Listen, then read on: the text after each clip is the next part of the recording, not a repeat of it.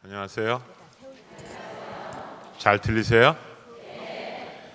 이렇게 이 재직교구에 와서 이렇게 또 지교자 성당에서 강의를 하게 돼서 너무너무 기쁘고, 총대리 시민께서 말씀하신 대로 킹콩이 여러분에게 좋은 유익한 거를 좀 많이 남겨서 정말 여러분 가슴 속에 하느님의 말씀이 이렇게 남았으면 좋겠습니다.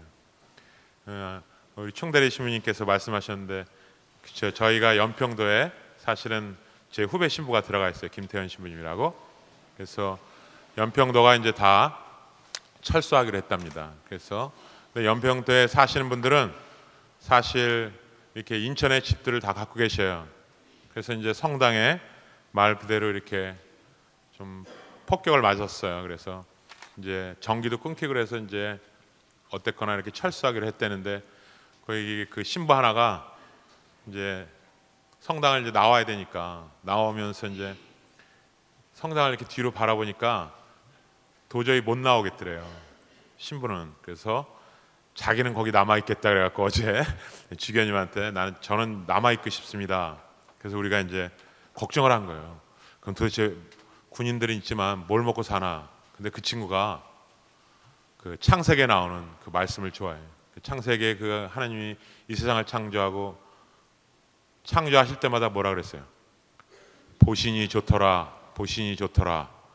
그 친구가 보시니를 좋아해요. 보시니. 못 알아들으셨어. 보신탕을 좋아한다고요. 보시니 좋더라, 보시니 좋더라. 그래갖고 그 친구는 아마 동네에 남아있는 개들을 잡아먹고 살지 않을까.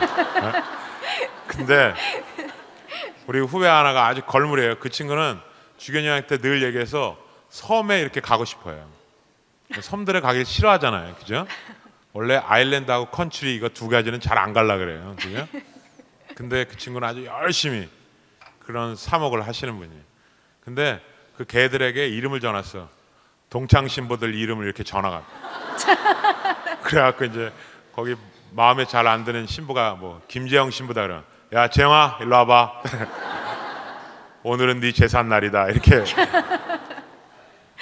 또 한 가지 기억나는 게, 여기 재직교육에 오니까 임승필 신부님이 기억나요. 그래서 임승필 신부님 그때 이제 돌아가셨을 때 그렇게 해서 유언을 남기셨죠. 그래서 그 뒷마무리 작업을 했던 사람 중에 하나입니다. 제가 뭐 성서 실력이 뛰어나서가 아니라 임 신부님이 저 킹콩 같이 생긴 신부가 뒷마무리를 좀 잘해주겠지 그렇게 생각했던 것 같아요. 그래서 여기 오면 꼭 그 임승필 신부님 이렇게 기억이 나요. 그래서 늘 한번 그 묘소에 가서 한번 꼭 인사드리고 가거든요. 그래서 오늘같이 뜻깊은 날 임 신부님이 하늘에서 저에게 많은 그런 기도를 해주셔서 여러분에게 아주 유익한 강의가 되기를 이렇게 기도했습니다. 제가 오늘 이렇게 3번에 걸쳐서 강의를 합니다. 그래서 첫 번째 강의는 이제 우리가 말씀을 대하는 그 3가지 관점이 있는데, 그 부분에 대해서 말씀을 드릴까 합니다. 그 2008년 그 7월에 그 아프리카 탄자니아에서 제 7차 세계 성서 사도직 연맹회의가 개최되었습니다. 이것이 6년마다 이렇게 개최됩니다. 이제 우리도 여기에 가입되어 있기 때문에 많은 수녀님들을 모시고 제가 또 성서 봉사자들 데리고 그때 이제 총무를 할 때 갔었습니다. 그때 하느님의 말씀에 관한 것이 주제였습니다.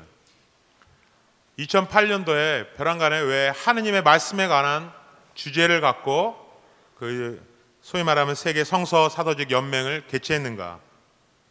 그만큼 교회 공동체가 하느님의 말씀에 대한 중요성을 재인식하고 있다는 사실을 말해줍니다. 그러면 우리가 하느님 말씀을 몰라서가 아니라 하느님의 말씀이 세상을 위해서 어떤 가치와 의미를 가지고 있는지 그런 것들을 더 구체적으로 토론하는 장이 되었던 것이죠.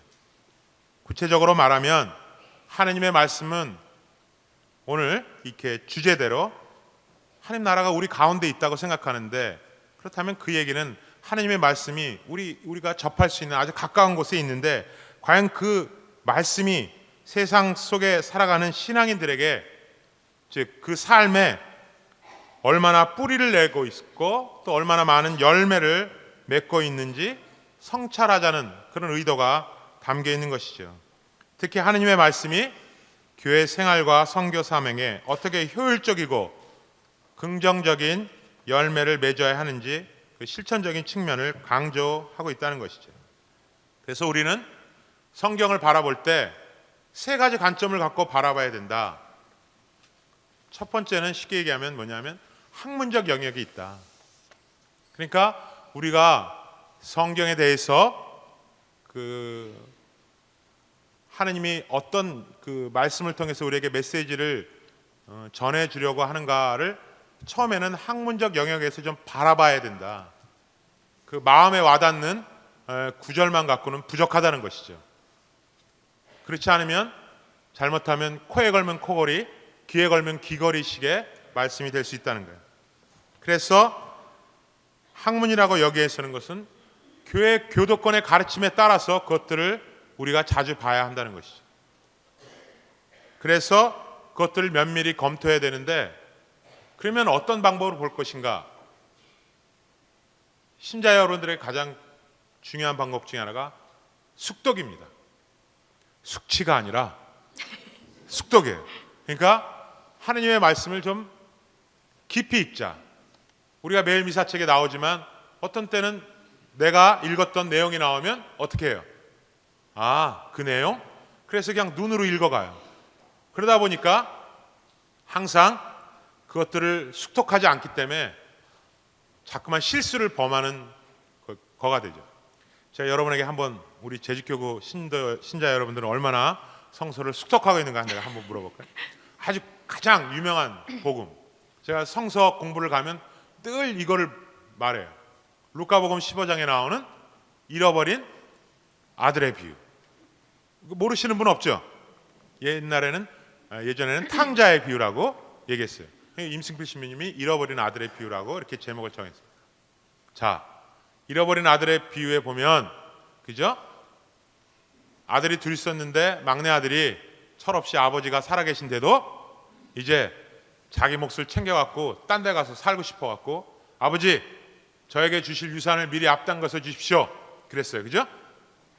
아버지가 그러면 그 막내 아들에게만 유산을 줬어요? 아니면 큰 아들에게도 줬어요? 막내에게. 막내 아들에게만 줬죠? 네. 네, 여러분은 전혀 숙독을 안 하셨습니다. 네. 두 아들에게 다 줬어요. 자, 이게 왜 중요한가? 많은 사람들이 잃어버린 아들의 비유의 끝에 나오는 부분에, 그죠? 아버지가 그 아들이 돌아오니까 잔치를 벌여요. 입이 나온 사람이 누구예요? 큰아들. 큰아들이 화가 났어. 왜? 아버지, 난 아버지 밑에서 열심히 일했는데 제 동생은 저렇게 라스베가스 정선에 가서 놀다가 돈 다 흩어버리고 왔는데, 그죠? 왜 잔치를 벌이십니까? 나는 열심히 일했는데 염소 새끼 한 마리 잡아주시지 않더니. 그러니까 그걸 보면 많은 사람들이 그걸 읽고 어떻게 큰아들에 대해서 공감을 하는 거예요. 그죠? 여러분도 공감하시죠? 네. 이게 관점이 달라진 거예요. 옛날에는 흥부가 참 착한 사람이고, 그죠? 놀부가 정말 동생도 안 돌보는 좀 악한 사람이다 이렇게 생각했는데, 요새는 어떻게 돼? 놀부는 정말 능력 있는 사람이고, 흥부는 가진 것도 아무것도 없는 게 왜 그렇게 애들만 많이 낳는지 어떻게 교육시키려고. 이게 시대가 가면서 관점이 바뀌는 거예요. 그렇다고 진리가 절대적인데 진리가 상대적이 될 수 있는가? 그렇지 않죠. 마찬가지입니다. 많은 사람들이 그 큰아들의 불평에 대해서 동조를 해요. 그러나 앞에 부분을 잘 읽었으면 동조할 필요가 없어요. 즉 아버지는 막내 아들에게만 유산을 준 것이 아니라 큰아들에게도 유산을 주었어요. 둘 다 나눠줬습니다. 사실 아무것도 없는 사람 누구예요? 아버지. 아버지야. 그런데 그러면 큰아들이 왜 분노했을까? 자, 자기 몫도 챙겼고 자기 동생도 자기 목 챙겼어. 아버지가 근데 살아계신데 집을 갖고 계신 모양이야. 아버지 저 돌아가시면 저 잠실에 있는 저 집 내 건데, 그렇잖아요? 내가 아버지 모시고 살았으니까 아버지 돌아가시면 그것까지 다 내 건데 동생이 거지처럼 하고 왔어. 아버지의 심성을 보건대 아버지가 저 재산 또 나눌 거야. 그러니까 입이 나왔어. 염소를 먹고 싶으면 지가 지 돈으로 사 먹으면 되잖아요. 황소를 먹고 싶으면 등심으로 발라서 먹으면 되지. 그죠? 자, 두 번째 질문 들어갑니다. 이게 숙덕했느냐 안 했느냐 물어보는 거예요. 작은 아들이 이제 빈털터리가 됐어요. 그래서 이제 돼지 치는 집에 가서 먹을 게 없어. 그죠? 돼지가 먹는 그 꿀꿀이 나무, 그죠? 쥐엄나무 열매라고 하는 그거를 먹고 정신이 차렸어요? 아니면 먹지 않고 정신 차렸어요? 돼지가 먹는 그 쥐엄나무 열매를 그걸 먹고 나서 정신 차렸죠? 아니야. 그러면 해석이 전혀 다르게 돼요. 그 꿀꿀이직이 얼마나 된다고, 돼지가 먹는 그 쥐엄나무가 값이 얼마나 된다고 배고파서 그거를 먹고 싶었는데 그것조차 주는 사람이 없었어요. 그러면 이 막내 아들은 누구 때문에 실망을 하는 거예요? 사람 때문에 실망한 거지. 자기가 돈이 있고 재산이 많았을 때는 옆에 친구들이 많이 있었어요. 그런데 돈이 다 떨어지니까 어떻게든 간에 자기가 어떻게 잘못했든 간에 뭐 썼든 간에 돈이 다 없어지니까 자기 옆에 친구라고 있던 사람들이 어떻게 됐어? 없어. 너무 배가 고파서 돼지 치는 집에 들어가서 일하면서 그 꿀꿀이 죽을 먹고 싶었어. 근데 그 꿀꿀이 죽을 주는 사람조차 없었어요. 이 사람 누구에게 실망한 거예요? 자기가 꿀꿀이 죽을 먹는 그 신세 때문에 한탄을 한 거예요? 아니에요. 사람들에 대해서 실망을 한 거예요. 아, 돈 많을 때 내 주위에 있더니 돈이 없으니까 나를 다 버리는구나. 그러면서 누가 생각이 나요? 아버지가 생각났던 거예요. 결국 이 얘기는 뭡니까? 그죠? 두 가지 아주 유명한 복음이에요. 복음 중에 백미라고 하는 이 두 가지 복음에 대해서 우리가 그냥 무의식 중에 이렇게 지나가 버리면, 아, 아들이 있었는데 아들이 어디 가서 잘못했는데 아버지가 다 받아주고 용서해줬다는 참 아름다운 사랑 이야기, 이렇게만 하나님의 말씀을 바라봐서는 안 된다. 그러면 우리 나름대로의 해석을 하게 되는 거예요.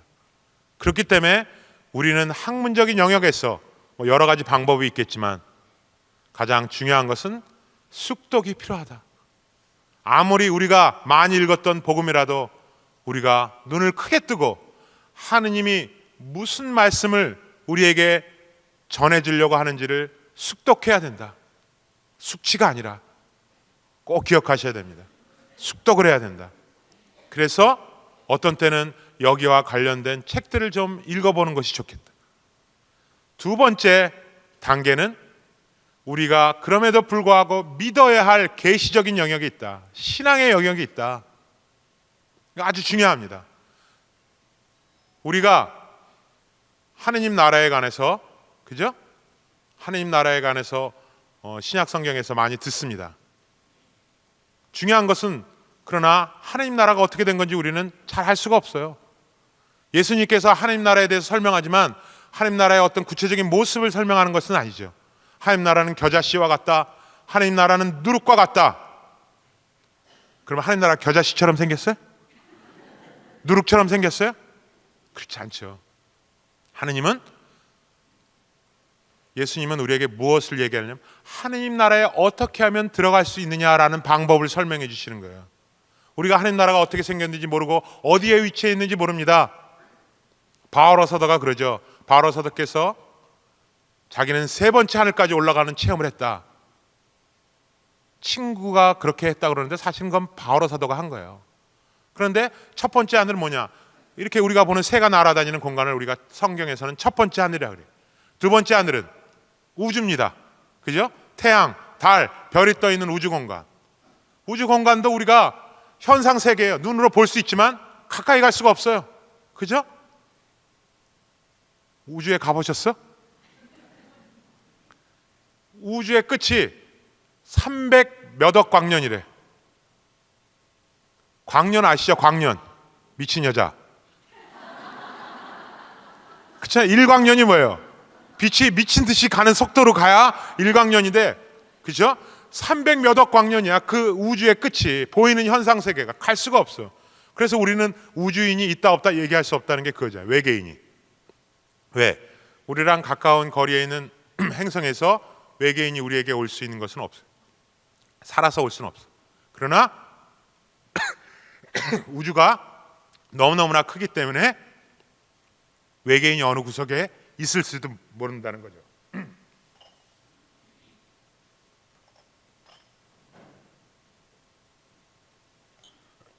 죄송합니다.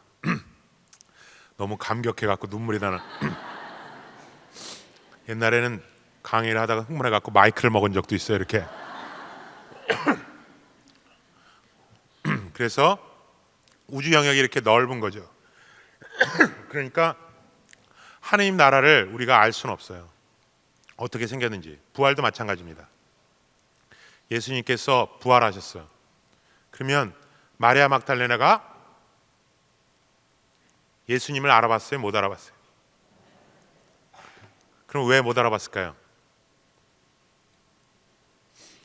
예수님이 부활하신 거를 33살이라고 우리가 치면 그 부활하시기 직전에 돌아가신 모습으로 부활했다고 생각하니까 못 알아보는 거지. 그러면 여기 우리 할머니들 많이 계시잖아요. 저도 강화성당에 한 3년 있었거든요. 예? 기본 평균 연령이 구반장이 70이 넘어요. 예? 그래서 나는 미사 때 핸드폰 울리잖아요. 가끔가다 핸드폰 울리잖아. 빠라 그러잖아요. 그럼 화 안 내. 할머니들 핸드폰을 못 꺼. 이게 어떻게 꺼야 될지 모르는 거예요. 예? 그리고 또 할머니들이 이랬다. 야, 나 강의 듣고 있다. 꺼라. 그러면 그 할머니가 돌아가셨어. 그러면 그 할머니도 한창 젊을 때 아름다울 때가 있는데, 그잖아요. 그러면 돌아가시 직전의 모습으로 부활하라고? 만약에 그 할머니가, 그죠? 여기 할머니 연세 계신 분들 많이 계신데 그 할머니 한창 젊을 때 민스카트 입고 다닐 때 그 얼굴 나 잘 모른다고, 그잖아요. 그러니까 우리가 부활이라는 개념을 죽기 전의 모습으로 부활한다고 생각하니까 못 알아듣는 거죠. 예수님이 33살에 돌아가셨으면 33살의 모습으로 부활하셨다고요? 그 모습만 생각하면 우리는 못 알아보는 거죠. 부활을 우리가 한다고 믿고 있지만 그것이 어떠한 모습으로, 어떠한 인격체로, 어떻게, 예수님 보시면 다 살과 피가 다 있는 거야. 그죠? 음식도 드시고 영혼이 이렇게 혼이 돌아다니는 거는 분명 아니야. 우리가 영화를 너무 많이 봐갖고, 그죠? 하느님 나라는 뭐 부활은 그렇게 생각하는 거야. 그러니까 하느님 나라에 다 가기 싫어해. 그잖아요? 이렇게 영혼들이 왔다 갔다 하고 생각하니까 이상한 곳이라고 생각한 거야. 재미도 없고. 그러니까 하느님 나라에, 우리는 하느님 나라에 가야지, 하느님 나라에 가야지. 그래서 실제로 하느님 나라에 가고 싶으세요? 그러면 하느님 나라에 대한 개념이 잘못 들어와 있으니까. 어떠한 모습으로, 그러나 우리는 그러한 것들을 우리가 믿음의 영역으로 바라본다는 거죠. 하느님의 말씀도 마찬가지라는 겁니다. 학문적인 영역에서 우리가 생각할 수 있는 부분이 있지만 믿음의 영역으로, 계시의 영역으로 우리가 믿어야 할 교리가 있는 것이에요. 어떤 성서를 많이 공부한다 하더라도 하느님 나라가 어떻게 생겼는지, 우리 부활된 모습이 어떤 것인지, 악마의 모습이 어떤 것인지, 하느님이 이 세상에서 마련하신 구원객이 어떤 것이라는 것인지 우리는 어렴풋이 알 뿐이에요. 알 수가 없습니다. 그러니까 겸손하게 하느님의 말씀을 우리가 받아들일 줄 알아야 되고 믿을 줄 알아야 된다. 또 하나는 오늘 총대리 신부님께서 답해 주신 부분입니다. 우리가 말씀을 학문적으로 공부도 하고 숙독하고 또 거기서 믿을 교리들을 발견했다면 그것들을 구체적인 삶 안에서 조그맣게 실천하는 사람이 되어야 한다. 이것이 가장 중요한 겁니다. 그래서 세계 성서 사도직 연맹에서 총회를 하면서 하느님의 말씀이라는 덕목으로 계속해서 2008년도에 회의를 한 이유가 거기 있습니다. 하느님의 말씀이 뿌리 내리고 있지 않다. 그것은 하나님의 말씀을 덜 읽어서가 아니라 우리가 예를 들어서 하나님 말씀 속에서 사랑해야 된다, 기도해야 된다 하면은 적어도 자기가 기도하는 시간을 가질 줄 아는 사람이 돼야 우리는 변하는 거예요. 그냥 한쪽 귀로 듣고 한쪽 귀로 흘러버리면, 오늘 청대리 주님께서 말씀하셨잖아요. 마음속에 깊이 우리가 새기고 그것들을 실천할 수 있는 사람들이 돼야 된다. 그래야 하나님의 말씀이 우리 안에 육화되는 것입니다. 어떤 사람은 예를 들어서 말씀 속에서 기도의 얘기가 나와. 그죠? 기도해. 이 11월 달에 수능 보면 다 기도하잖아. 그잖아요? 9일 기도, 무슨 54일 기도, 무슨 몇 49일 기도, 무슨, 예? 우리가 불교 신자도 아닌데 그냥 다 하여튼 해. 벼랑간에 본당에 있으면, 그죠? 보이지 않던 애들과 어머니들이 나타나. 보니까 우리 신자야.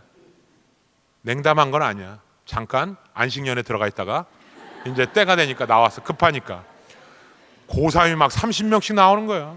강화성당에도 할머니 할아버지 없어요. 없다고. 다 신자분들이. 내가 그랬잖아요. 구반장님이 기본 나이가 64세가 넘으셔. 구반장이, 구역반장.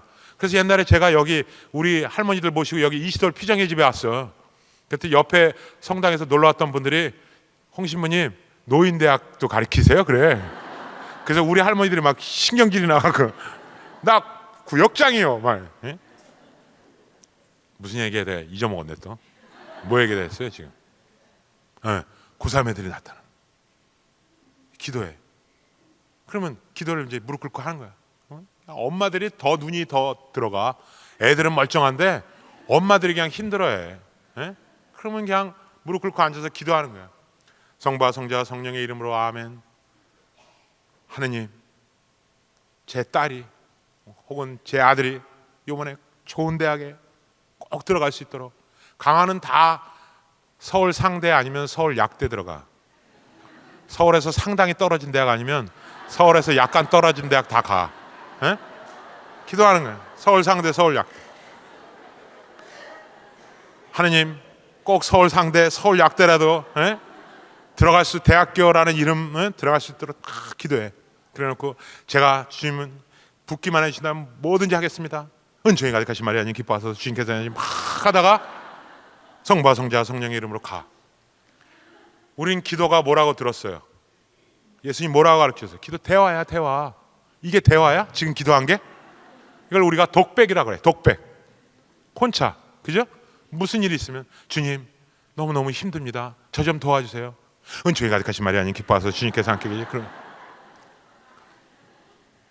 예를 들면 아빠, 자식이 그러는 거예요. 요새 스마트폰 이런 거 나오는데 아빠 난 필요해, 이거 좀 사줘. 그럼 비싸잖아요. 요금도 비싸고. 그럼 아빠한테 물어보면 아빠가, 그제? 야, 요번에는 좀 비싸니까 우리 한 1, 2개월 있다가 아빠 보너스 받으면 그때 사자. 예. 그렇게 응답을 받고 와야지. 대화가 되잖아요. 커뮤니케이션. 아빠 스마트폰 다 줘요. 예? 은총이 가득하신 마리아님 기뻐하소서. 그렇게 하고 나와. 그거는 독백이야. 기도는 독백일 수뿐이 없다. 그리고 기도를 하잖아요. 그런 식으로 기도를 하다 보면 뭐야? 신부님께 와서 면담해. 신부님, 저 기도 열심히 했는데요, 하나님이 안 들어주시는 것 같아요. 그러면 신부님이 뭐라고 대답하냐면, 에이, 하나님이 다 들어주셨는데 모르는 거예요. 이렇게 얘기하거나, 아니면 기도가 너무 부족해, 아니면 너무 황당한 거 하나님한테 얘기하지 마, 이렇게 얘기해. 그러면 이제 신자들은 뭐라고 생각해? 아, 내 기도가 부족한가 보다. 내가 너무 황당한 걸 하나님께 기도드렸나? 아니, 기도가 황당한 거 기도드리는 거지. 그럼 그잖아요. 무언가 청하고 싶으니까 하나님께 기도하는 거잖아요. 그렇게 생각해. 근데 그래서 기도를 안 들어주는 게 아니에요. 그러니까 사람들이 그런 거야. 성경에 보면, 신약 성경에 보면 두 사람 이상이 모여서 열심히 기도하면 하나님이 다 들어주신다 그랬는데 왜 내 기도만 안 들어주시지? 뭐가 부족한 거예요? 2%가 부족해. 뭐 2%가 부족해? 기도한 만큼 자기가 실천적인 면에서 노력해야지. 수험생이 주님, 내 서울 상대, 서울 약대 꼭 들어가게 도와주십시오, 기도했으면 거기에 막가진 행동을 해야지. 뭐? 공부를 열심히 해야지. 그잖아요. 자기가 공부를 열심히 하면서 그 기도를 해야 딱 맞아 떨어지는 거예요. 공부는 하나도 안 하고 기도만 하면 그것이 될까요? 자기가 실천적인 면에서 무언가를 노력해야 하나님의 말씀이 내 안에 뿌리박고 실현되는 거예요. 자기가 기도한 바에 대해서 우리는 그만큼 노력하고 그만큼 열심히 해야 돼요. 제가요 이렇게 날씬해졌는데 사실은 당뇨가 걸렸어요. 고병수 신부님이 전화했을 때 인슐린 맞고 있었어요. 그래서 신부님이 강의 전 부탁해서 제가 인슐린을 맞고 벼랑간에 급성 당뇨가 와서, 그러니까 급성 당뇨가 오니까 이제 세상이 다 힘들어지는 거예요. 그때 고병수 신부님이 괜찮습니다. 제주도 공기 너무 좋아요. 신부님 오실 때 되면 날 거예요. 이렇게 얘기했어. 근데 났어 진짜. 지금은 약만 먹고 있어요. 고 신부님이 기도 많이 해주셨나 봐요. 이게 약 먹고 이제 12월 달 되면 건강이 더 좋아졌어요. 그래서 이제 우리 총대리님이 나보러 킹콩이라는데 더 킹콩을 안 보셔서 그래. 한 2달 전엔 진짜 오랑우탕이었어요. 근데 이제 몸이 많이 좋아졌지. 그러니까 내가 이렇게 하면서 그 전에 누가 아프면, 그죠? 아프다고 하나님 왜 이렇게 아픕니까? 제가 도대체 뭘 잘못했길래 저에게 이런 고통을 주십니까? 그래봤자 소용없어. 어떤 신부님이 나한테 그러는 게, 아픈 신부님이 나한테 전화를 했어요. 그랬더니 홍 신부, 육신과 화해해. 난 그 말 있잖아요. 성모병원에 앉아서 성당에 앉아서 이렇게 기도하는데 그 말이 마음에 와닿아요. 홍 신부, 그동안 얼마나 처먹었어. 그건 먹은 게 아니야. 처먹은 거지. 이제 우리 집 식구가 다 내경색이에요. 아버지, 우리 외할아버지, 외할머니, 우리 큰애삼촌 다 내경색이에요. 왜? 술을 좋아해요. 술을 어떤 분들은 그러잖아요. 맥주 우리 한 박스 먹었다, 뭐 소주 한 박스 먹었다. 우리 집에 오면 다 웃어. 우리는 1박 2일로 따져. 1박 2일 먹었냐? 2박 3일 먹었냐? 에? 그러니까 그동안 너무 내가 육신과 화해를 안 한 거야. 육신을 너무 괴롭혔다니까요.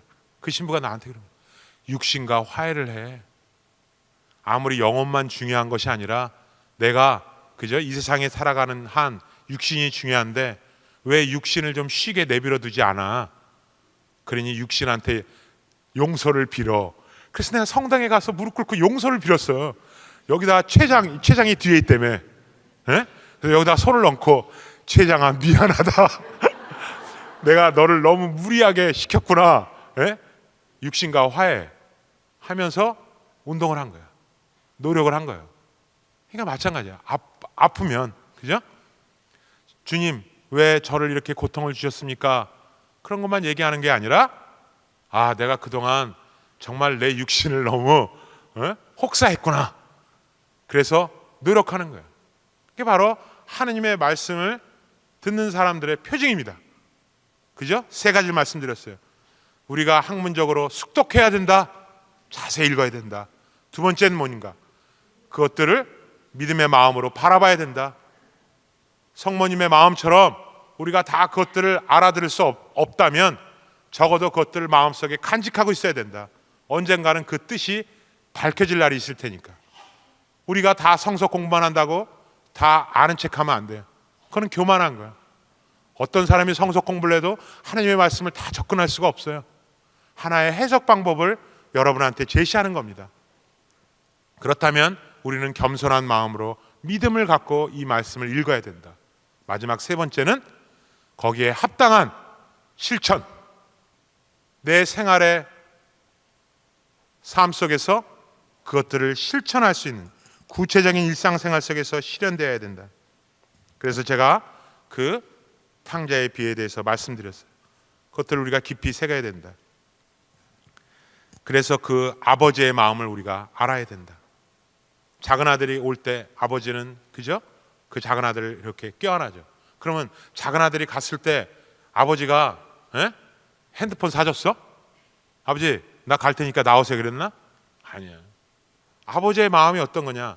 그 아들이 떠난 다음에 거기에 가서 서 있는 거예요. 그 아들을 생각하는 거예요. 그 아들이 돌아올 거라고 생각하는 거예요. 아버지는 돈이 중요한 게 아닙니다. 그죠? 부모의 마음이 그게. 부모님이 왜 서울 약대, 서울 상대 맨날 와서 기도하는데, 그잖아요? 부모가 삶을 알기 때문에 아이들에게 얘기하는 거예요. 제가 평화신문에다 그걸 쓴 적이 있어요. 의료지정이란 고사성어를 썼어요. 여기 의료지정이란 건 뭐냐, 기댄다는 뜻의 의와 리마다 세운 문을 뜻하는 려, 그러니까 리마다 문을 세웠다는 거예요. 부모의 정이란 대문에 기대어 서서 기다린다는 뜻에 비유할 수 있는 말입니다. 중국의 왕송가라는 사람의 어머니가 자식을 몹시 사랑해서 내가 아침에 나가 늦게 돌아올 때면 나는 대문에 기대어 내가 돌아오는지 바라보았고, 내가 저녁에 나가 돌아오지 않으면 나는 마을문 옆에 기대어 서서 내가 돌아오기를 기다렸다. 이거 마마보이가 아니야. 그잖아요? 아들이 어디 갔는지 이렇게 감시하는 게 아니라 어머니 마음이 뭐야? 네? 아들이 어디 나가면 그 마음이 뭐야? 아들을 기다려요. 아들이 늦게 들어오지 않으면 혹시 술 먹고 또 그러다가 또 무슨 일이 일어나지 않을까 하는, 그래서 그 어머니가 의료지정이라는 마음이, 어머니가 문가에 서서 이렇게 아들을 기다리는 마음, 바로 이 잃어버린 아들의 비유에서 그 아버지가 바로 하느님이라는 거예요. 하느님이 우리를 기다려주고 있다. 하느님은 우리가 올바른 길로 이끌어지기를 바라는 거예요. 그러니까 우리가 이 말씀 속에서 하느님의 사랑을 들어가는 거죠. 자녀를 향해 일일이 간섭하는 부모의 집착을 말하는 것이 아니라 부모님의 일관되고 염려하는 사랑의 마음을 표현한 것입니다. 주님은 보이지 않고 체험할 수도 없는 아버지 하느님이 우리를 얼마나 사랑하는 분인지를 직접 보여주고 계신 것이죠. 우리가 잘못된 유혹의 길에서 얼마나 허우적대는지를 아시면서도 진정한 삶의 희망과 행복을 주고 싶어 합니다. 이게 말씀의 힘입니다. 그 말씀 속에서 우리를 이야기하는 거죠. 이런 세 가지 관점에서 바라보는 성경의 독서 방법은 교회 공동체가 제시하는 해석의 범위를 넘어선 개인적인 해석이나 작구적 해석을 뜻하는 것이 아니다. 우리가 성경 말씀을 작구적으로 해석해야 되는 긍정적인 측면이 있지만 말 그대로 작구적으로만 해석하면 안 된다 이거.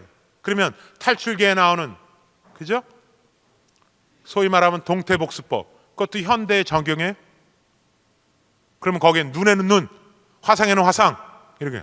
누가 눈으로 잘못하면 눈을 어떻게 돼? 똑같이 상처 주라는 거 아닙니까? 누가 나에게 잘못해서 화상을 입혔어. 그럼 나도 화상을 입혀? 그럼 우리 중앙교회 여기 어떻게 돼? 다 병신들만 다니는. 예수님 얘기하셨잖아요, 그죠? 손이 잘못하면 도끼로 손을 찍어버리래. 네? 성한 손을 갖고 지옥에 가느니 그거를 상징적으로 알아들어야 진짜. 그러면 예? 야, 나 오늘 손을 자를 테니까. 아니죠. 그러면 레이기에 나오는, 레이기에는 돼지고기 먹지 말라 그래. 우리 돼지고기 안 먹는 사람 있어요? 또 이스라엘 공동체에서 물고기 중에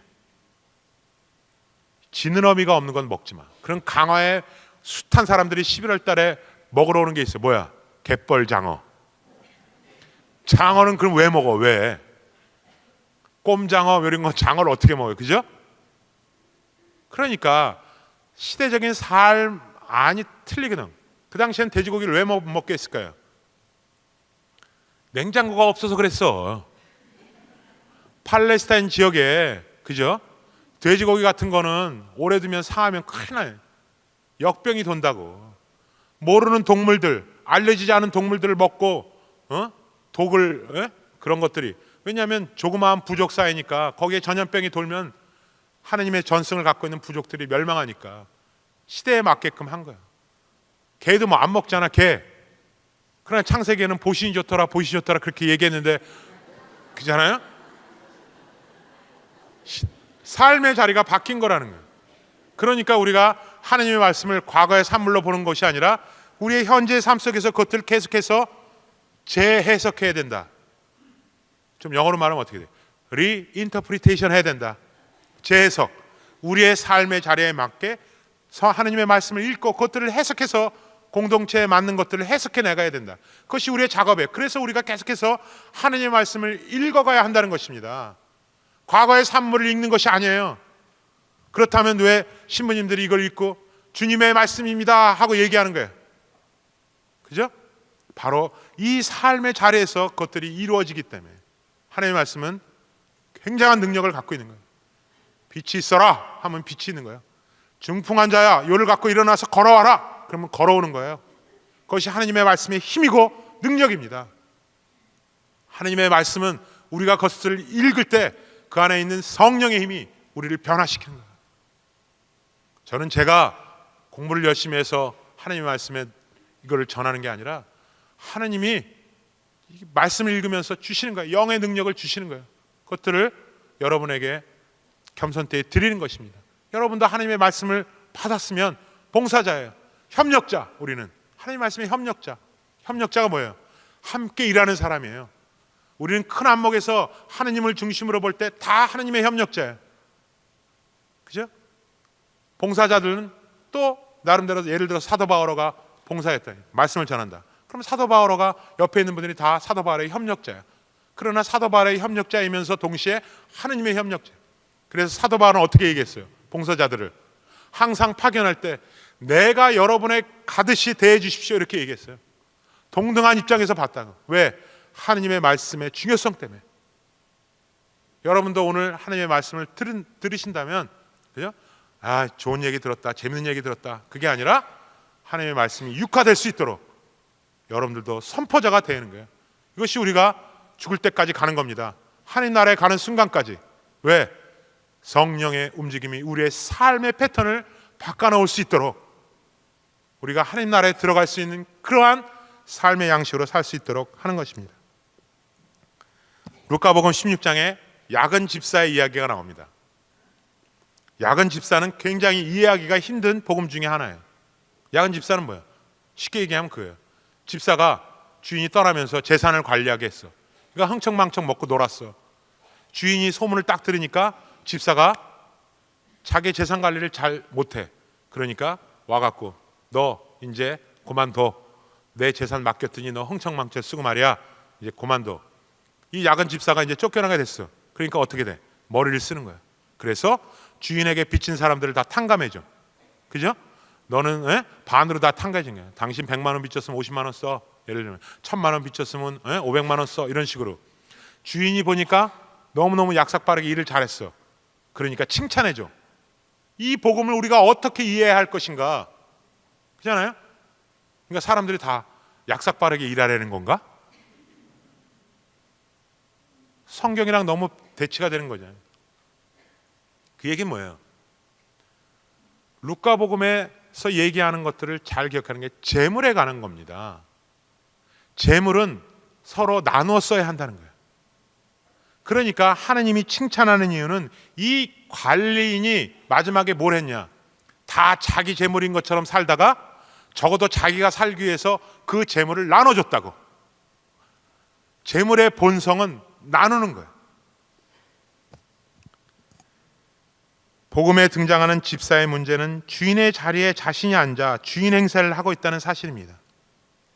삶의 여정에서 받은 은총들에 감사할 줄 모르고 자신이 애써 얻은 것이라 여겨서 세상의 임금이 된 듯이 살아간다는 데 있습니다. 이제 집사는 그런 이기적인 마음에서 깨어나게 됩니다. 모든 것을 알고 계시며 모든 것의 주인이신 주님을 만날 때가 온 것입니다. 그러자 집사는 현명한 행동을 취하기 시작합니다. 주인을 만난다는 게 그 주인이 하나님이라는 거예요. 하나님이 우리가 세상에 살아가면서 우리에게 많은 것을 맡겨주셨어. 자, 하나님이 오실 때가 됐어. 우리가 어떻게 살아야 될 것인가? 대림절이 다가와요. 매년 오는 게 아니에요. 그죠? 매년 오지. 그러나 매년 오지만 매년 오는 것이 아니라는 마음으로 살아야 된다. 언제 올지 모르기 때문에. 자, 대림절이 와. 주님이 오실 날이 가까워. 우리가 어떻게 살아야 되는가? 이 집사는 현명한 행동을 했는데 그게 뭐냐면 비록 자신을 위해서 한 일이지만 자신이 움켜쥐고 있던 것을 나누고 분배하기 시작합니다. 복음이 전해주는 메시지의 핵심이 바로 여기에 있습니다. 내가 너희에게 말한다. 불의한 재물로 친구들을 만들어라. 그래서 재물이 없어질 때 그들이 너희를 영원한 거처로 맞아들이게 하여라. 이거를 잘못 해석하면 돈 벌어서 불의한 재물로 친구 사귀라는 얘기인 줄 알아. 그렇지 않다. 재물이 갖고 있는 본성, 재물은 돈만 얘기하는 것이 아니야. 여기서 내가 하나님께 받은 카리스마가 있다고, 내가 받은 하나님께 은총이 있어요. 우리는 그 은총을 잘 생각하면 분에 넘치도록 받았는데 그걸 모르는 거예요. 오히려 그것이 더 부족하다고 생각해서 하나님께 계속 청해. 그렇지 않다는 거죠. 그것들을 나누면 나눌수록 커진다는 겁니다. 세상의 재물도 그 재물의 본성대로 사용된다면 모든 사람들이 풍요로움을 누리게 될 것이라는 사실입니다. 재물의 본성은 자신만을 위해 고정된 것이 아니라 필요에 따라 나누고 움직여져야 합니다. 이것이 뭡니까? 말씀도 마찬가지라는 거예요. 말씀도 내가 깨닫고 나에게만 좋은 것이 아니라 이 말씀은 나눠지고 선포되어야 된다. 저는 너무너무 부족해요. 제가 뭘 안다고 말씀을. 그러지 마세요. 하나님의 영이 여러분들을 풍요롭게 합니다. 조그마한 걸 하나 들었더라도 나누어야 돼요. 내가 실천하면서 가족들과 나누고 이웃들과 나누고 그것들이 커져야 됩니다. 그래서 집사는 자신의 삶이 뿌리째 흔들릴 때 자신에게 닥친 삶의 위기를 이렇게 합니다. 어떻게 하지? 우리도 이제 어떻게 하지 좀 생각할 때가 왔다. 우리 제주교구 우리 중앙 성당에 모이신 여러분들도 말씀을 들으면서 그 말씀의 세 관점을 배웠다면, 자, 내 삶을 돌아다 보면서 어떻게 할까? 이제 나는 어떻게 하면서 살아야 할 것인가? 저는 다 끊었어요. 술 먹는 거, 담배 피던 거, 밥도 콩고리 마침 먹어. 옛날엔 현미도 안 먹었는데 현미 먹어요. 운동하고. 그러니까 더 건강해지는 거예요. 그래서 내가 하나님께 느낀 거는, 그동안 내가 너무 술 먹고 노래방 가서 너무 오래 살았구나. 할머니들랑, 그죠? 샤방 샤방 이런 노래 부르고 저 노래 잘해요. 아주머니들 자매니들도 뿅뿅 가. 화장을 고치고 부르면 막 울어. 어떤 아줌마 우연히 어떻게 부른 거예요? 날 찾아와 사랑만 남기고 간 너, 하루가 지나 몇 해가 흘러도 아무 소식도 없는데 잊으라 했는데 잊어달라 했는데. 사목을 하다 보면, 그죠? 또 좋은 자리에도 가고, 그렇죠? 노래도 부르게 되는데 어떤 때는 휩쓸리다 보면, 그죠? 그게 내 사목인 줄 착각했었던. 그래서 육신을 너무 학대했어. 할머니들은 좋아하죠. 뭐 연차총 친목회 레조. 우리 레조 연차총 친목회 하면 장기자랑 하죠? 안 해? 장기자랑도 하잖아요. 그럼 우리도 다 수녀님들 뭐 보자시면 나와갖고 다 장기자랑해. 그럼 내가 항상 1등이야. 무조건 이거 부르거든요. 무조건 아시죠? 어떻게 불러요? 내가 필요할 땐, 그러면 할머니들 뿅 가. 이 앞에 내가 필요할 땐 나를 불러줘. 언제든지 달려갈게. 그러면 막 할머니들이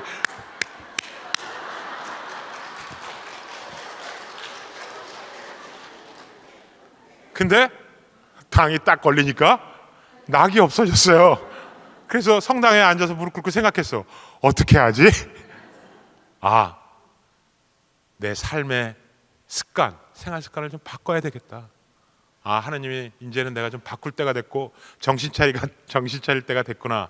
이게 하나님이 나에게 제2의 인생을, 제가 지금 49살이에요. 그래서 사람들이 그래, 나보라 9수 걸렸다고.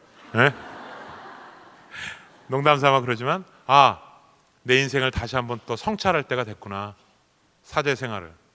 저는 그러면서 많은 생각을 했어요. 저는 지금 신부님들 앉아 계시고 총대리 신부님 앉아 계시면 굉장히 존경스러워요. 어르신 신부님들을 보면, 야, 저분들도 여러 가지, 그죠? 어려움들, 시련들 이런 것들을 다 겪으면서 신부의 사제의 모습으로서 영혼의 목자로서 살아가는 저 모습이 존경스러운 거예요. 그래서 하나님이 나도, 야, 홍신부 너 정신 차려라. 이런 기회를 줬구나. 그래서 나는 기쁘게 받아들이기 시작했어요. 그러니까 변하는 거예요. 생활 양태도 변하고, 예? 언제 또 돌아갈지 모르지. 근데 예? 그때까지는 열심히 기도해야죠. 그러니까 이 집사도 그렇게 생각한 거예요. 어떻게 해야지? 어떻게 할까? 우리 좀 그거를 좀 생각해 볼 때가 되지 않았는가? 하나님의 말씀을 듣고 자, 어떻게 해야지? 내 생활 방식을 어떻게 할 것인가? 그런 삶의 성찰은 이제 그 약았던 집사에게 이제까지의 삶에서 벗어나서 새로운 관계의 삶을 살아가도록 인도합니다. 세상을 얕게 살아가는 사람들도 현명한 삶을 선택하고 살아간다면 신앙인들은 어떻게 해야 하겠습니까? 그런 세상적인 사람들도 중요한 순간에 내가 어떻게 해야지, 이거 위기를 모면하지 이렇게 생각한다면 우리 신앙인들도 당연히 영적으로 내가 어떻게 생활을 해야 되지, 어떠한 삶의 양식으로 살아야 되지, 내가 정말 끊을 게 있다면 무엇을 끊어버려야 할 것인가, 해야 할 게 있다면 앞으로 우리는 무엇을 하면서 살아야지 라는 것들을 좀 생각할 때가 되지 않았는가.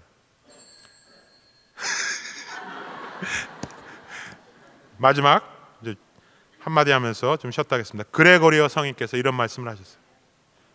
하느님의 거룩한 말씀은 그 말씀을 읽음으로써 성장한다. 그 이유는 주님의 말씀인 성경이 썩어 없어지지 않는 생명의 씨앗을 잉태하고 있고 신앙인들의 내면에 변하지 않는 주님의 자녀로서의 정체성을 보존해 주기 때문이다.